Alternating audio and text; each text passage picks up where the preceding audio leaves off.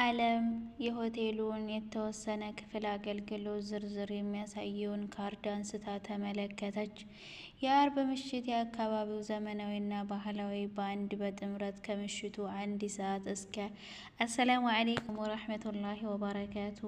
ውድ የተከበራችሁ ቤተሰቦች እንዴት ናችሁ? አልሐምዱሊላህ በጣም ሰላም ነኝ። ክርስቲያኑ አንድ እውነተኛ ታሪክ ዓለም የተወሰነ ክፍል አገልግሎት ዝርዝር የሚያሳየውን ካርድ አንስታ ተመለከተች።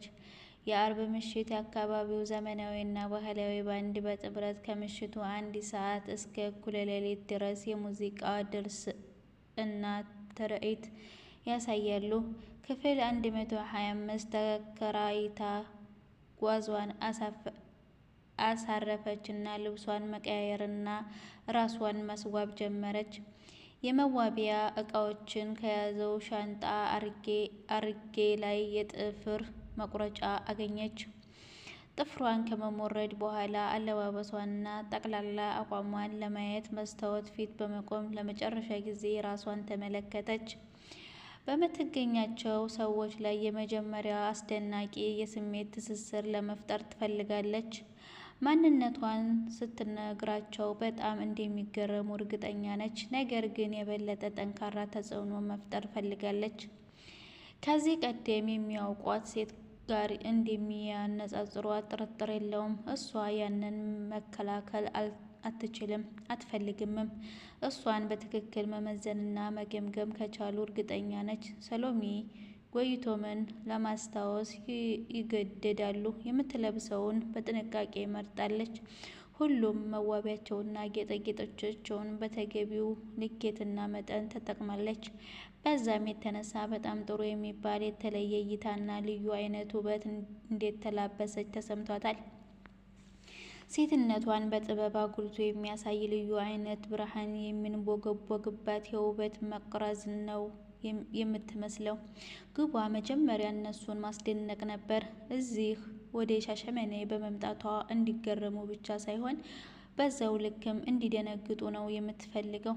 ከመጣችበት የሀገሪቱ ዋና ከተማ አዲስ አበባ ጋር ሲነጻጸር ሻሸመኔ የአንድ ክፍለ ከተማ ያህል እንኳ ስፋት የሌላት ከተማ ነች። ግን ደግሞ በሀገሪቱ ካሉ ማንኛውም ከተሞች የበለጠ ከፍተኛ የንግድ እንቅስቃሴ የሚደረግባት፣ በየቀኑ በሚሊዮን የሚቆጠሩ ሰዎች ገብተው የሚወጡባት በጣም ደማቅ ከተማ ነች።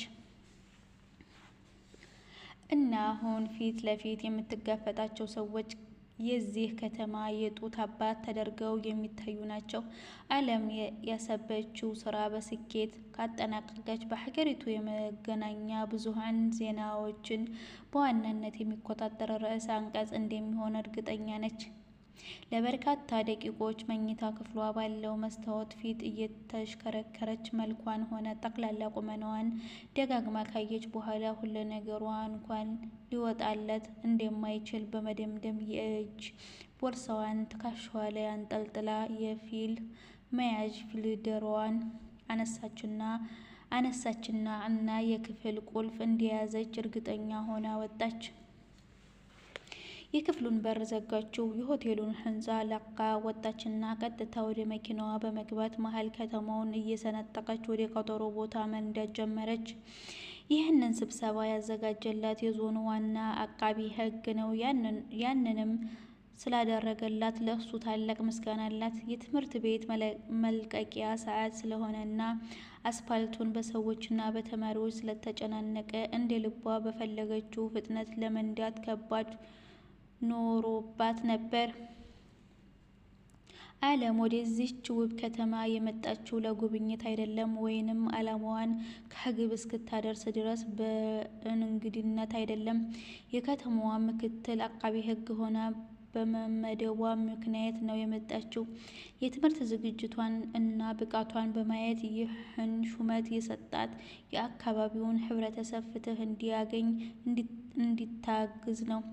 የእሷ ተልዕኮ ግን የተለየ ነው። የራሷ የሆነ ዓላማና ፍላጎት ባይኖራት ኖሮ በሙያዋ ለመስራትና ለማገልገል ካደገችበት እና እድሜዋን ሙሉ ካሳለፈችበት አዲስ አበባ እግሯን አተነሳም ነበር። የእርሷ ተልዕኮ እና ዓላማ ለህብረተሰቡ ምንም ረብ እንደሌለው ስታስብ ትጸጸታለች። እሷ ለምን ወደዚህ እንደመጣች ባስታወሰች ጊዜ የሚሰማትን የጥፋተኝነት ስሜት ነው። ግን ደግሞ ምርጫ የላትም። በህይወቷ ውስጥ ወደዚህ ደረጃ እንድትደርስ ገፊ ምክንያት የሆናት ጉዳይ ለአንድ ሰከንድ እንኳ ከረሳች እና ችላ ካለች ራሷን መቼም ይቅር ለማለት አትችልም። አካባቢው ስትደርስ ወደ ቀኝ ታጠፈችና ወደ መዘጋጃ የሚወስደውን ጠባብ የአስፋልት መንገድ ተያያዘችው። መዘጋጃ ጽሕፈት ቤት ከመድረሷ በፊት አሁንም ወደ ቀኝ ታጠፈችና ከቀበሌ ጽሕፈት ቤት ጎን ያለው የፍርድ ቤት ቅጥር ግቢ ውስጥ መኪናዋን አስገባችና ምቹ ቦታ ፈልጋ በማቆም ሞተሩን አጥፍታ ቦርሳዋንና የፋይል ፎልደሯንና ይዛ ወረደች። በግቢው ውስጥ ያሉ የቢሮ ሰራተኞች ሆኑ የባለጉዳዮች ሁሉ እሷ ላይ ሲንከራተት ይታወቃል። ብዙም ትኩረት ያልሰጠቻቸው በማስመሰል ወደ ውስጥ ገባች። የፍርድ ቤቱን በር አልፋ ወደ ውስጥ ገባች። የተላላጠ ቀለምና የተፋፋቀ ግድግዳ እያየች ኮሪደሩን አቋርጣ ወደ አንድ ክፍል ገባች። የፍርድ ቤቱ እንግዳ ተቀባይ የተለየ አይነት ሽቶ ስለሸተተው በደስታ ካቀረቀረበት ቀና አለ። ቆንጆ መልክና ማራኪ አለባበስ የለበሰች ውብ ሴት ወደ እሱ ስትመጣ ተመለከተ። ለሴቶች ስስ ልብ ያለው ወጣት ጸሐፊ በተቀመጠበት ተቁነጠነጠ። ዓለም ወደ ጸሐፊው እየተራመደች በጎሪጥ ቀጣዩን ቢሮ በጉጉት ተመለከተች። ስሩ ደረሰችና ጤና ይስጥልኝ አለችው። አቤት የኔ እመቤት እንዴት ነሽ? ይህንን የመሰለው ውበት ይዘሽ መቼስ ተከሰሽ አይሆንም ወደዚህ የመጣሽው አላት። አረ በፍጹም ስትል መለሰችለት። እና ካሰሽ ነው? ስለመቅለብለብ እያሰበች እንደዛም አይደለም ስትል መለሰችለት። እና እኔን ፈልገሽ ብቻ እንዳይሆን። ከንግግሩ በላይ ጉንጭ ውስጥ እያላመጠ ያለው ማስቲካ ስታኘክ የሚያሰማው ድምፅ ምቾት ነሳት። ቢሆንም ፈገግ አለችና ሌላ ነገር ለመናገር እየተቅለበለበ እያለ እኔ ከዞኑ አቃቤ ሕግ ቢሮ ነው የመጣሁት። ዋና አቃቤ ሕጉ ክብር ግርማ ጠያቂነት ክብሩ ዳኛው የጠሩት ስብሰባ ነበር። ፈልጎ የነበረው ፊቱ ሲኮሳተርና ልቅ የነበረው ንግግሩ ሲሰበሰብ ታወቃት። ከአቃቤ ሕግ ቢሮ ሰው እንደሚልኩ ተነግሮኝ ነበር፣ ግን ተወክሎ የሚመጣው ሰው ወንድ ይሆናል ብለን ነበር የጠበቅነው አላት። እንደምታየው እኔ ነኝ የመጣሁት። ምን ነው የክብሩ ግርማ ምክትል መሆኔ አላሳመነህም ነው ወይንስ አላስደሰተህም? ሰውየው ሴት አውል ከመሆኑም በተጨማሪ የወንድ ምክትል እንዳለበት ተረዳች። እናም አበሳጫት። ከተቀመጠበት አሻግሮ ጉልበቷ ጋር የቀረውን አጭር ቀሚሷን እየተመለከተ ደህና በቀጠሮ ሰዓት ነው የተገኘሽው? ስሜ ቶሌራ ይባላል። ቡና ትፈልጊያለሽ? አላት። የእሱን ግብዣ ችላ ብላ የተጠሩት ሁሉም እንግዶች መጥተዋል። ከእሱ መልስ ከመስማቷ በፊት በተዘረጋው በር የፈነዳ ተንከትክታ የወንዶች ሳቅ ተሰማ። አዎ ሁሉም ተገኝተዋል። ለቡና አመሰግናለሁ፣ መግባት አለብኝ አለችና ቦታውን ለቃ ወደ ክፍሉ ተራመደች። ዓለም በሕይወቷ ውስጥ በጣም ወሳኝ ለሆነው ስብሰባ ራሷን አንበርትታ ወደ ቢሮ ተጠጋች። በስሱ ስታንኳኳ ሳቁ ተቋረጠና ጸጥታ ሰፈነ። ገፋ አድርጋ አንገቷን አስቀድማ ወደ ውስጥ ገባች። በክፍሉ ውስጥ ያሉት ወንዶች ሌላ ወንድ ሲጠብቁ እንደነበር የተረጋጋ መንፈሳቸው በግልጽ መረዳት ችላ ነበር። በራፉን ተሻግራ ወደ ውስጥ በገባች ቅጽበት በራፉ ከኋላዋ ሲዘጋ ተሰማት። የአራት ሰዎች ጥንድ 8 አይኖች እሷ ላይ ተተከሉ። በሁሉም ላይ ተመሳሳይ አይነት ግራ የመጋባትና የመደነቅ ስሜት አነበበች።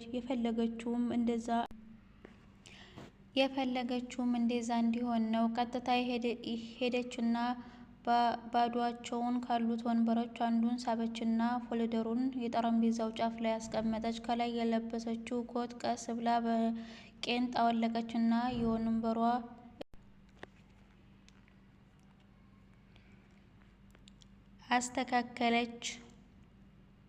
አስቀመጠች። በኋላ በእርጋታ ተቀመጠች። ይሄን ሁሉ ስታደርግ እነሱ ያለምንም ንግግር ንፋሻቸውን ውጠው በመገረም ሲመለከቷት ነበር። እሷም የፈለገችው ያንን ነው። ጤና ይስጥልኝ፣ ከዞኑ ዋና አቃቤ ሕግ ቢሮ ክቡር አቃቤ ሕግ አቶ ግርማን ወክዬ ነው የመጣሁት።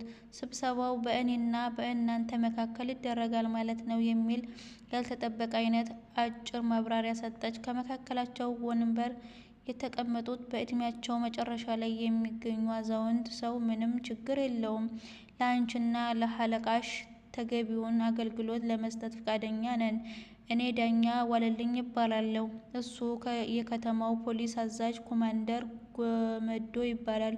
ሁለት ሰዎች ተራ በተራ እየጠቆሙ እሳቸው አቶ ፍስሐ ይትባረክ ይባላሉ። እሱ ደግሞ ልጃቸው ኢንጂነር ይባላል።